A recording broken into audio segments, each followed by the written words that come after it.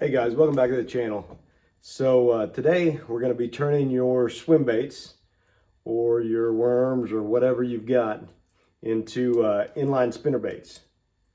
And I know that my boys and I have had a lot of luck adding the spinner baits to our swim baits, and I think you will too. So I know I went to Cabela's and Academy looking for some sort of way to pizzazz up my lure a little bit, looking for ideas. And I did see some hooks that had like underspins on them or something where you could add a spinner to the belly, but I didn't see any options at all for to add a spinner in front. So stick around. I'm going to show you a couple different ways I do this. The second way I think you're really going to like, but anyway, stick around. If you like, please don't forget to like and subscribe.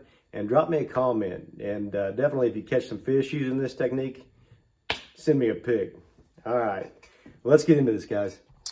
Okay, so we're going to start out with some wire. This is 31,000 wire. So basically, all I'm going to do is I use my hand for measurement. So basically, what I'm going to do is I'm going to just cut it to where I have a little bit on each side of my hand. And I don't know what that is, 4 or 5 inches, something like that.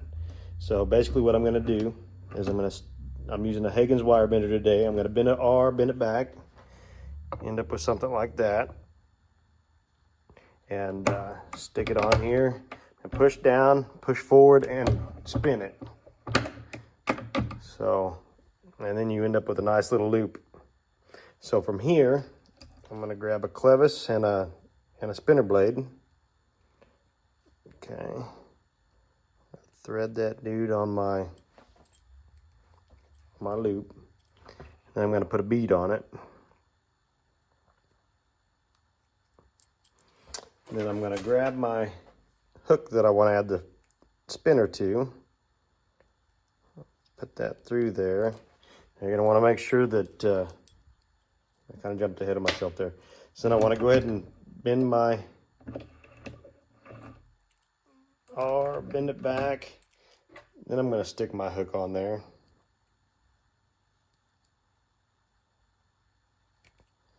Okay, stick it on my, and the same thing, hold down pressure. Now make sure you don't get hooked with that hook, swinging that hook around there. So never fails. You're messing with hooks, you're bound to get hooked. You mess with lead, you're bound to get burnt. And then basically that's what you end up with.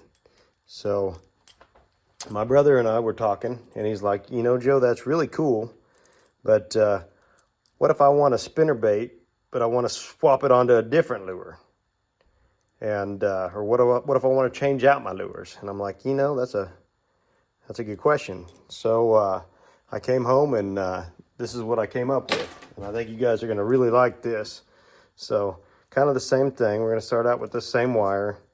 If I can get it out of here. That's funny. Okay. So same thing. Gonna just use just a little bit. Grab my little R bend, bend it back. Go ahead and put my loop on there.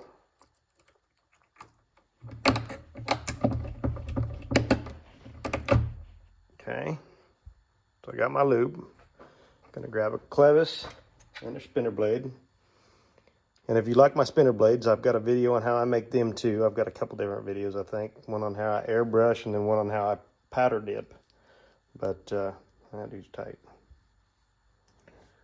So, but anyways, I don't know why that's so tight. Okay, whatever. Anyways, so put my spinner on there. And I like to set these up a little bit different. So I start out with the smaller bead. And again, color and size doesn't really matter, but smaller bead. And then I like to end up with this larger bead. So the larger bead that I have here has a little bit larger hole in it. I don't know if you can see that on the video or not, but it's quite a bit bigger of a hole.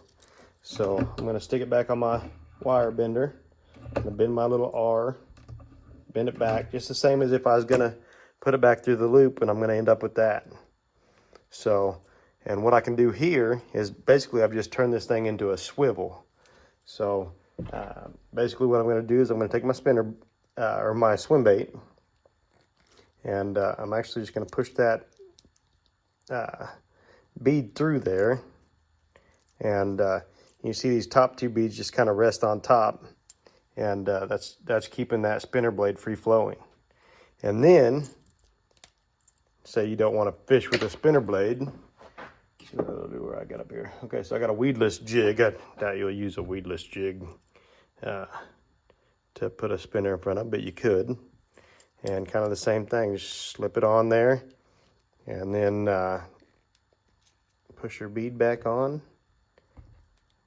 and there you got an inline spinner on your weedless jig. And this works for worms, whatever kind of lure you have. Shoot, I think the boys even put them on front of their inline spinners before. So they have two spinners on their lures.